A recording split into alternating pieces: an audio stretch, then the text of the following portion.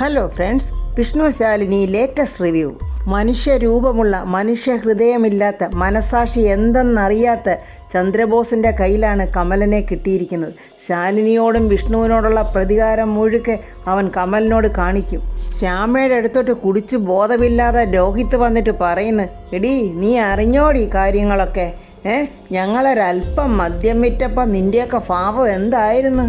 Police അറിയും, കുടുംബത്തിൻ്റെ മാനം പോവും, പിന്നെ ചക്കയാണ് മാങ്ങയാണ്, അങ്ങനെ എന്തൊക്കെയായിരുന്നു. നിൻ്റെ കുഞ്ഞേച്ചിയുടെ ഭർത്താവുണ്ടല്ലോ ആ വിഷ്ണു, അവൻ ഞങ്ങളെക്കാളൊക്കെ ഒരുപാട് കടുത്ത പണിയാണ് കാണിച്ചു വച്ചിരിക്കുന്നത്. സ്പിരിറ്റ് കടത്തൽ. ഓ, കാര്യങ്ങളൊക്കെ നീ അറിഞ്ഞു കാണുമെന്ന് എനിക്കറിയാം. ശാലിനിക്കൊരു നല്ല പബ്ലിസിറ്റി അല്ലേ കൊടുത്തു വെച്ചിരിക്കുന്നത്. കളക്ടറെ ഭർത്താവല്ലേ ഒന്നാം പ്രതി. ആൾക്കാർക്ക് വേണ്ടുവോളം എഴുതി പിടിപ്പിക്കാനും വായിക്കാനും ടി വിയിലുമൊക്കെ അങ്ങനെ ഒരുപാട് കാര്യങ്ങളുണ്ട്. നിന്റെ വിഷ്ണുവേട്ടനുണ്ടല്ലോ, പോലീസിനെയും എക്സൈസിനെയും പറ്റിച്ചിട്ടിങ്ങനെ ഓടുന്നതുണ്ടല്ലോ ആ രംഗം. ടി വിയിലിങ്ങനെ 5 മിനിറ്റ് കൂടുമ്പം ഈ പുട്ടിന് പീരയിടുമല്ലോ, അതുപോലെ ഇങ്ങനെ ഇട്ടുകൊണ്ടിരിക്കുക. ഇതിൽ പരം ഇനി എന്ത് വേണം ശാരദാമ്മയുടെ മക്കൾക്ക്? എന്തായാലും ആൾക്കാർക്ക് പറഞ്ഞു ചിരിക്കാൻ ഒരു കാരണമായി.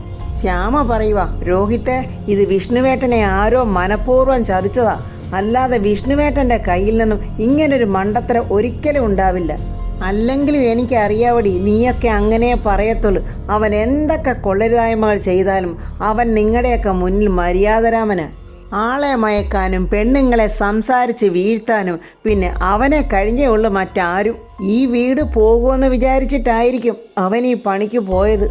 എന്തു പണിയെടുക്കാനും തയ്യാറായതിൻ്റെ പരിണിത ഫലവാടി ഈ സ്പിരിറ്റ് കടത്തൽ. പാപം പിടിച്ച കമലൻ പിടികൊടുത്ത്, അല്ലെങ്കിലും ഇവൻ അവനെ ബലിയാടാക്കും. പക്ഷേ പോലീസുകാരെ കമലനെ കൊണ്ട് മാത്രം തൃപ്തിപ്പെടുവെന്നൊന്നും വിചാരിക്കണ്ട. വിഷ്ണുവിനെ ഒരു പൊക്കിയിരിക്കും. അവൻ്റെ തലയിൽ സ്പിരിറ്റ് കന്നാസം വെച്ച് തെരുവിൽ കൂടെ അവനെ അങ്ങനെ നടത്തും. അവനങ്ങനെ നടന്നെങ്കിൽ മാത്രമേ അവൻ്റെ അഹങ്കാരം അവൻ്റെ കയ്യിൽ നിന്ന് പിടിവിട്ട് പോകത്തുള്ളൂ. രോഹിത് ഇങ്ങനെ തന്നെ പറയണം. അല്പം പോലും നാണമില്ലല്ലോ രോഹിത്തെ. സ്വന്തം അനുജനെപ്പോലെ കുറേ നാൾ കൊണ്ടു നടന്നതാ വിഷ്ണുവേട്ടൻ. രോഹിത് അത് ഒരിക്കലും മറക്കരുത്. നന്ദിയേടാ കേട്ടോ. എടി, എന്നെ ഇവിടെ സ്വന്തം അനുജനെപ്പോലെ കൊണ്ട് നിർത്തിയത് എന്തിനാ? പലതും ഒളിപ്പിക്കാൻ വേണ്ടി. എൻ്റെ അമ്മയുടെ മരണം, അതിൻ്റെ പിന്നിലെ സത്യങ്ങൾ എല്ലാം ഞാൻ ഓരോന്നോരോന്നായിട്ട് മനസ്സിലാക്കിക്കൊണ്ടിരിക്കുക. എന്നായാലും അതിൻ്റെ യഥാർത്ഥ സത്യങ്ങളൊക്കെ ഞാൻ അറിയും, തെളിയിക്കും ഞാൻ. അന്ന് അവൻ്റെ അവസാനമാ. അവൻ തീർന്നു കഴിഞ്ഞാലേ പിന്നെ നിന്റെ കുഞ്ഞേച്ചിയുടെ ഊഴവാ. ശാലിനി വിഷ്ണു ഭർത്താവ് മരിച്ച വിവരം അറിഞ്ഞ് സ്വബോധം നഷ്ടപ്പെട്ട് അവളങ്ങനെ തെരുവിൽ കൂടെ ഓടും. അവളെ അങ്ങനെ ഓടിച്ചിട്ടേ ഞങ്ങൾ അടങ്ങും. രോഹിത്തെ, ദാണ്ട ഞാൻ ഒരു കാര്യം പറഞ്ഞേക്കാം. എന്നെ വേണമെങ്കിൽ എന്ത് വേണമെങ്കിലും പറഞ്ഞോ, പക്ഷേ എൻ്റെ കുഞ്ഞേച്ചിയെയും വിഷ്ണുവേട്ടനെയും കുറിച്ച് സംസാരിക്കാനേ നിങ്ങൾക്ക് ആരാ അനുവാദം തന്നിരിക്കുന്നത്? ആർക്ക് വേണോടി നിൻ്റെയൊക്കെ അനുവാദം? നീയേ എൻ്റെ അടിമയാ, വെറും അടിമ. ഞാൻ പറയുന്നത് മാത്രം കേൾക്കാൻ വിധിക്കപ്പെട്ട എൻ്റെ അടിമ. നിൻ്റെ ഈ പൂങ്കണ്ണീര് കാണിച്ചാലൊന്നുവേ ഞാൻ അലിയത്തില്ല. നിന്നെ ഇവിടിട്ട് കഷ്ടപ്പെടുത്താൻ തന്നെ അടി ഞാൻ നിന്നെ ഇങ്ങോട്ട് കൂട്ടിക്കൊണ്ടു പോകുന്നത്. രോഹിത്തെ, നിങ്ങൾ ഒരു കാലത്തും നന്നാകത്തില്ല. നിന്റെ മനസ്സ് മുഴുക്ക പകയാണ്. അത് നിങ്ങളുടെ സർവനാശത്തിന് ഒപ്പം കൂടി വന്നിരിക്കുകയാണെന്ന് നിങ്ങൾ മനസ്സിലാക്കി വരുമ്പോഴേക്കും നിങ്ങളുടെ ഈ ജീവിതം ഉണ്ടല്ലോ, അതെന്നേക്കുമായി നിങ്ങളുടെ കയ്യിൽ നിന്നും പോയിരിക്കും. എനിക്കിനി നിങ്ങളോട് ഒരേ ഒരു അപേക്ഷയേ ഉള്ളൂ രോഹിത്ത്. എന്നെ നിങ്ങൾ എന്ത് വേണമെങ്കിലും ചെയ്തോ, ഇവിടിട്ട് ചവിട്ടി താഴ്ത്തിക്കോ. പക്ഷേ പപ്പിമോളെ നിങ്ങൾ ഒന്നും ചെയ്യരുത്. പത്മിനി വിഷ്ണു അങ്ങനെ പറയടി. എടി, ഞാൻ പപ്പിയെ നിന്റെ കൂടെ കൂട്ടണമെന്ന് പറഞ്ഞതേ അവളെ ഇവിടിട്ട് എൻ്റെ മോളായിട്ട് ലാളിക്കാനും കൊഞ്ചിക്കാനും ഒന്നും അല്ല, ദ്രോഹിക്കാൻ തന്നെയാടി, ദ്രോഹിക്കാൻ. ഈ ഒരു അന്തരീക്ഷത്തിലിട്ട് അവളെ വളർത്തി അവിടെ ഭാവി എനിക്ക് നശിപ്പിക്കണം. രോഹിത് അങ്ങനെ പറഞ്ഞത് കേട്ടതും ശ്യാമയുടെ സകല നിയന്ത്രണവും വിട്ട് രോഹിത്തിൻ്റെ ഷർട്ടിൻ്റെ കോളറ കയറി അങ്ങ് പിടിച്ചിട്ട്, എടാ ദുഷ്ട, നിന്നോട് ദൈവം ചോദിക്കും. മദ്യവും മദ്രാസിയും ഒഴുകുന്ന ഈ അന്തരീക്ഷത്തിലെ വിഷ്ണുവിൻ്റെ മകൾ ഇവിടെ വളരും. അത് തടയാൻ നിനക്കും ആകില്ല, നിന്റെ കുഞ്ഞേച്ചിക്കും ആകില്ല, ഈ പറയുന്ന നിന്റെ വിഷ്ണുവിനും പറ്റത്തില്ല. അങ്ങനെ ആരെങ്കിലും എന്നെ തടയാൻ വന്നാൽ സത്യാമ്മയുടെ മുന്നിൽ പോയി പപ്പി എൻ്റെ മകളല്ലെന്ന് ഞാൻ പറയും. അപ്പോൾ പിന്നെ ശാലിനിക്കും വിഷ്ണുവിനുമൊക്കെ ഒരുപാട് മറുപടിയും കൊടുക്കേണ്ടി വരും. ഇത്രയും നാളും ഒരു രഹസ്യം എന്നെ ഒളിച്ച് നിങ്ങൾ നടന്നില്ലേ? ഇനി ഈ രഹസ്യമായിട്ട് ഞാനും ഒന്ന് നടക്കട്ടെ. എൻ്റെ ഏക ലക്ഷ്യം എന്താണെന്ന് നിനക്കറിയാവോ? മാനസികമായും ശാരീരികമായും പീഡിപ്പിക്കുക എന്നുള്ളതാണ്. എന്നിട്ട് ഞാനതിൽ ആനന്ദം കണ്ടെത്തുവടി. രോഹിത്തിൻ്റെ മനസ്സിലിരിപ്പ് ഇങ്ങനാണെങ്കിലേ ഞാൻ എൻ്റെ പപ്പിമോളെയും കൊണ്ട് എൻ്റെ വീട്ടിലോട്ട് പോവുക. നിക്കടി അവിടെ ആരിരുന്നിട്ടാടി നീ ഇനി അങ്ങോട്ട് പോകുന്നത്? സ്പിരിറ്റ് കേസിൽ പ്രതിയാക്കപ്പെട്ടത് വിഷ്ണുവിനെ കളക്ടറുടെ ഔദ്യോഗിക പദവിയിലിരുന്ന് സഹായിച്ചതിന് ശാലിനി വിഷ്ണുവിനെ ജോലിയിൽ നിന്ന് പിരിച്ചുവിടുകയും ചെയ്യും. പിന്നെ ഒരേക ആശ്രയം എന്ന് പറയുന്നത് ആ ഉണക്ക ചായക്കടയാ. അവിടെ പോയി കിടന്ന് പാത്രം എടുക്കാനും എച്ചിപ്പാത്രവും കഴുകാനാ നിന്റെ യോഗമെങ്കിൽ നീ പോടി. അല്ല, നീ ഇവിടെ നിൽക്കുവാണെങ്കിൽ എൻ്റെ കുത്തുവാക്കുകളൊക്കെ കേട്ടേ നീ പറ്റൂ. ഞാൻ പറയുമ്പോൾ നീ എൻ്റെ കാൽച്ചുവട്ടിൽ കിടന്നോണം എന്നൊക്കെ രോഹിത്ത് മദ്യലഹരിയിൽ അഹങ്കാരത്തോടെ പറഞ്ഞിട്ട് വെളിയിലോട്ടിറങ്ങി പോവുകയാണ്. പപ്പിമോളാന്നെ സ്കൂളിൽ ചെന്നിട്ട് ഒരു സന്തോഷമില്ലാതെ ഒരു മൂലയ്ക്കിങ്ങനെ വിഷമിച്ചിരിക്കുവാണ്. സത്യമോൾ അങ്ങോട്ട് ഓടി വരുന്നുണ്ട്. പപ്പി, നീ ഇവിടെ ഇരിക്കുമായിരുന്നോ? നിന്നെ ഞാൻ എവിടൊക്കെ അന്വേഷിച്ചെന്നറിയാവോ? എന്താ പപ്പി നിന്റെ മുഖം വല്ലാതിരിക്കുന്നേ? ഏയ് ഒന്നുമില്ല സത്യ, അങ്ങനെയൊന്നും അല്ല. നിനക്കെന്തോ പ്രശ്നമുണ്ട്, എന്നോട് പറ പപ്പി. അത് സത്യ, അച്ഛൻ വീട്ടിലെന്നും ബഹളവാ. കള്ളു കുടിക്കാത്ത ഒരു ദിവസം പോലും ഇല്ല. അമ്മ എന്തെങ്കിലും പറഞ്ഞാൽ അമ്മ ഉടനെ തല്ലാൻ ചെല്ലും. എനിക്ക് ആ വീട്ടിലോട്ട് പോകണമെന്നേ ഇല്ല സത്യെ. എൻ്റെ അച്ഛൻ എന്നെ സ്നേഹത്തോടൊന്ന് നോക്കുക പോലും ഇല്ല. പിന്നെ എങ്ങനെയാ സത്യെ എനിക്ക് ആ വീട്ടിൽ നിൽക്കാൻ ഇഷ്ടം തോന്നുന്നത്? എന്നാ പപ്പി, നീ ഇനി അങ്ങോട്ട് പോകണ്ട, നമുക്ക് ശാരദാമ്മയുടെ അടുത്തോട്ട് പോകാം. അതെങ്ങനാ സത്യെ? അമ്മ എന്നെ വിളിക്കാൻ വരത്തില്ലേ?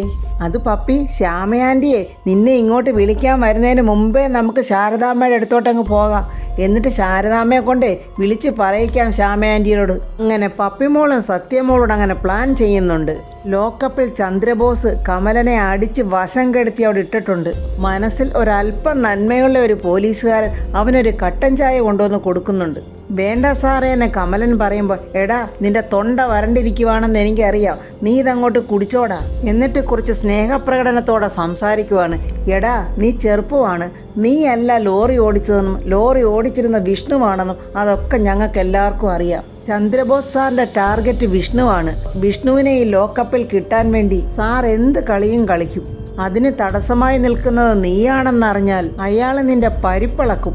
ഈ ചെറുപ്രായത്തിൽ വെറുതെ തടി ചീത്തയാക്കണോ? നീ ഉള്ള സത്യം തുറന്നു പറഞ്ഞ് നീ തടിയൂരി പോകാൻ നോക്ക്. ആത്മാർത്ഥതയുടെ പേരും പറഞ്ഞേ കൂമ്പിനൊക്കെ ഇടി വാങ്ങിക്കൂട്ടിയാലുണ്ടല്ലോ, വയ്യാതാകുമ്പോൾ ഒരാളും ഉണ്ടാവില്ല. അതുകൊണ്ട് നിന്നോടുള്ള സ്നേഹം കൊണ്ട് ഞാൻ പറയുക, നിന്നെ ഇവിടെ ഇട്ട് ചക്രശ്വാസം വലിപ്പിക്കാനുള്ള പ്ലാനും ചെയ്തിട്ടാ ചന്ദ്രബോസ് സാറ് പുറത്തേക്ക് പോയിരിക്കുന്നത്. സാറ് തിരിച്ചു വരുന്നതിന് മുമ്പ് നീ എന്തെങ്കിലും ഒന്ന് കാര്യമായിട്ട് ആലോചിച്ച് തീരുമാനിക്കുക. വെറുതെ ഉള്ള ജീവിതമേ ഹോസ്പിറ്റൽ വരാന്തയിൽ ഞെരങ്ങി തീർക്കണ്ടെങ്കിൽ ആ വിഷ്ണു എവിടെ ഉണ്ടെന്ന് പറഞ്ഞിട്ട് നീ സ്ഥലം കാലിയാക്കാൻ നോക്ക്. അതൊക്കെ കേട്ടോണ്ട് ചന്ദ്രബോസ് ഇങ്ങനെ ഉന്മാദിച്ച് വരുവാണ്.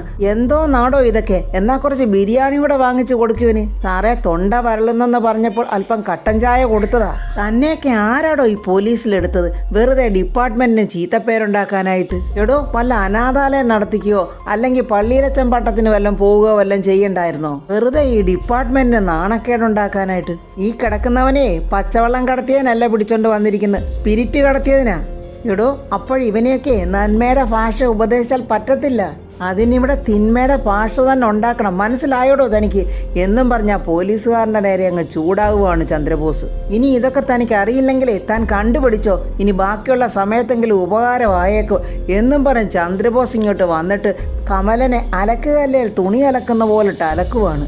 ഒരു മനസാക്ഷിയില്ലാതെ കമലനെ കമഴ്ത്തിക്കിടത്തി അവൻ്റെ പുറത്തിട്ട് ഇടിക്കുന്നു, അവനെ തൊഴിക്കുന്നു, ചവിട്ടുന്നു. എന്തൊക്കെ ചെയ്യാൻ പറ്റുമോ അതെല്ലാം ഒരു മനുഷ്യനാന്നുള്ള പരിഗണന പോലും ഇല്ലാതെ ചന്ദ്രബോസ് ഇട്ട് ഉടഞ്ഞെടുക്കുവാണ്.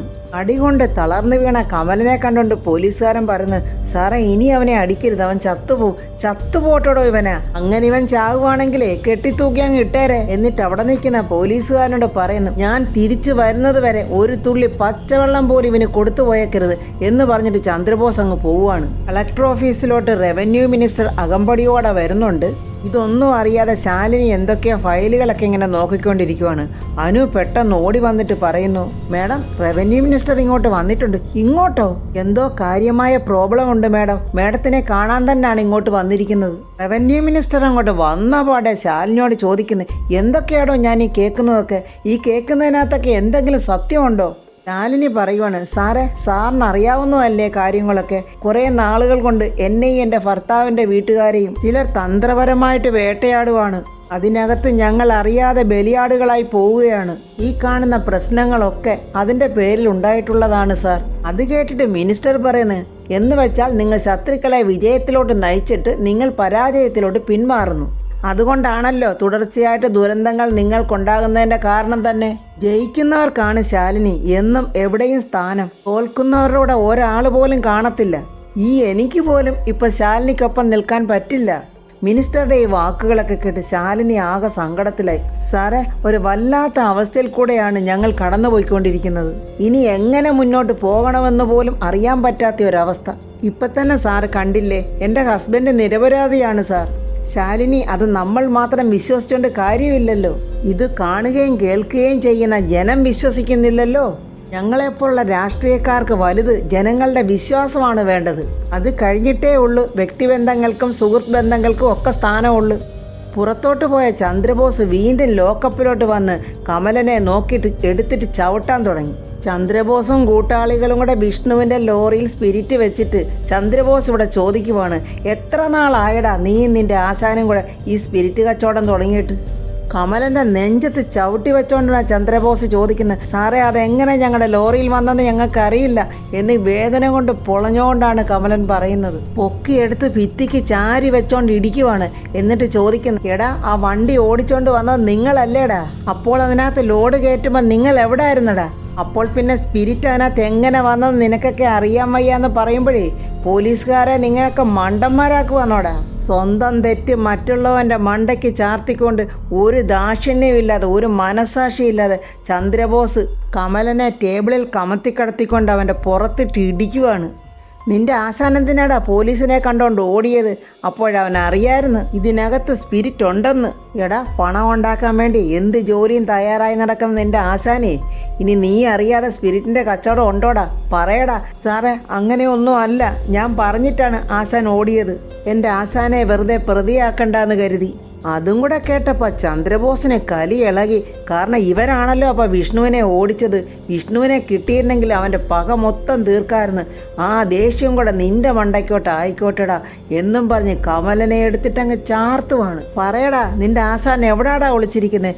എനിക്കറിയില്ല, പറയാനല്ലേടാ പറഞ്ഞത് എന്നും പറഞ്ഞ് ചന്ദ്രബോസ് അവൻ്റെ ദേഷ്യം മുഴുക്കെ അവിടെ തീർക്കുവാണ്. നിന്റെ ആശാനില്ലേടാ, അവനെ ഇവിടെ എത്തിക്കാനുള്ള വഴി നീയാടാ എന്നും പറഞ്ഞ് ഭ്രാന്തളകിയവനെ പോലെ ആ ചന്ദ്രബോസ് കമലൻ്റെ കഴുത്തിന് കയറി പിടിക്കുവാണ്.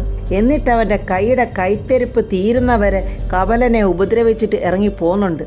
അപ്പോൾ ഫ്രണ്ട്സ് ലോക്കപ്പിൽ കിടന്ന കമലനെ അടിമേടിക്കുന്ന കണ്ടിട്ട് വളരെ സങ്കടമുണ്ട്. എത്രയും പെട്ടെന്ന് സുബൈർക്ക് കമലനെ അവിടെ നിന്ന് ജാമ്യത്തിലിറക്കാനുള്ള എല്ലാ കാര്യങ്ങളും ചെയ്തേക്കും. റവന്യൂ മിനിസ്റ്റർ വന്ന് ശാലിനിയോട് ഇനി എന്തൊക്കെയാണ് പറയുന്നത് എന്നൊക്കെയുള്ളത് ഇനി അടുത്ത വീഡിയോയിൽ പറയാം. എൻ്റെ ഈ വീഡിയോ ഇഷ്ടപ്പെട്ട ലൈക്കും കമൻസും സബ്സ്ക്രൈബ് ചെയ്യാത്തവർ സബ്സ്ക്രൈബ് ചെയ്യണേ.